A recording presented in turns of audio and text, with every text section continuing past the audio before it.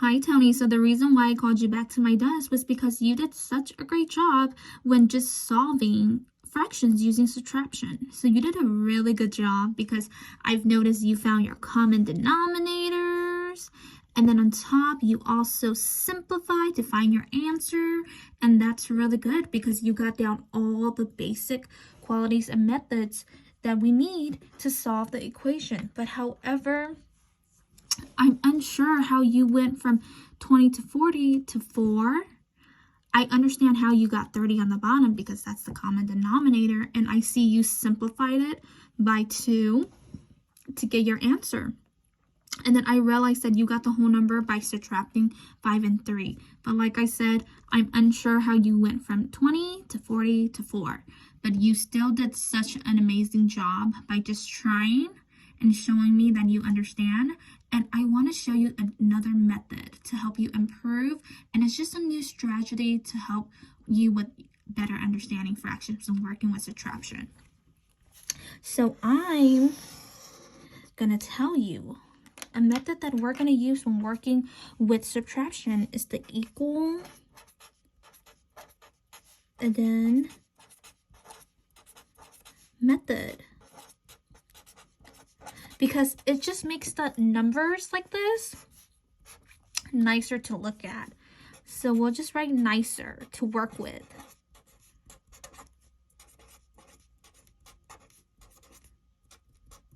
But in order to get the nicers to work with, first what we have to do is we still got to find the common denominator.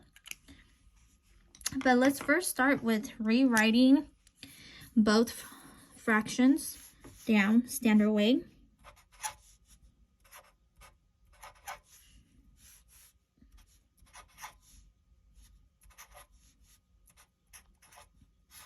Okay, so remember the equal and then method means what we do to the bottom, we must do it to the top. So I'm gonna add 2/10 to both the top and the bottom. So let's forget about the front number of the whole number.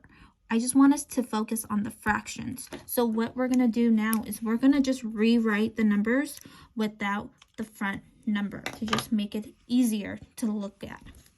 So 2/3 plus 2/10 and 8/10 plus 2/10. So let's start with solving the bottom first because we see that they both already have the same common denominator. So we know our bottom common denominator is 10. So what is 8 plus 2? 10. So 10 out of 10 will equal 1 because that is one whole piece. So in order now, what we're going to do is we're going to plug the 1 back to the 3 because like I said, it just makes it easier to work with when we forget about this part and we just focus on the fraction. So now what we're going to do is we're going to add them together. So let me add it right here and I'm going to put it in parentheses. So what is 3 plus 1? 3 plus 1 equals 4.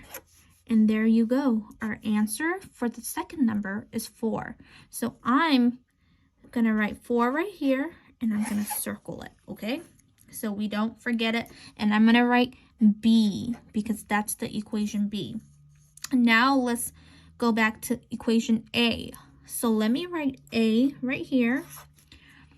So we found equation B, now let's go back to A. Like I said, we're forgetting about the 5. We're focusing on the fractions. So I've noticed, like you said, we find common denominators. So we are going to multiply that by 10 and by 3.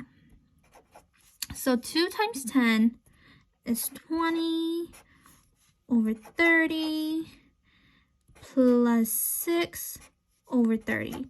And this part, I'm going to rewrite it over here just to make more room. I'm going to move it down here.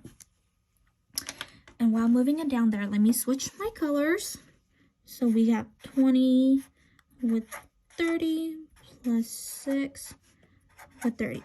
So like you have did here, what we did is now we're going to add the fractions across one another. So 20 plus 6 equals 26. Our bottom common denominator will be 30. And there you go. We found similar to what you have found here. But now, what is the last step that we're going to do in order to find our answer? Yes, you got it correct. We're going to simplify. So 26 and 30. What can go into 26 and 30? What are those two numbers divisible by? Okay, and you want to work with 2, so we're going to divide by 2, divide by 2. So what is 26 divided by 2? 26 divided by 2 equals 13. And then 30 divided by 2 equals 15. Now let's circle that. We found our next answer for equation B. Now let's go back and plug A in front of our whole number. Because remember, we did not forget about the whole number. So we're going to plug A back with our whole number. So as we rewrite it, it would be, remember, we're doing it back in standard way, so I'm going to do it right here. So it'll be 5/13, 13 over 15, subtract 4. Because remember, 4, there's no fraction because it's a whole number. So 13 over 15 comes straight down. So what is 5 subtract 4? 5 subtract 4 equals 1. And there you go. We found our answer. So let me rewrite it over here. Our answer is 1/13 over 15th. And let's circle it. Good job, Tony. You did such an amazing job, and I'm super proud of you.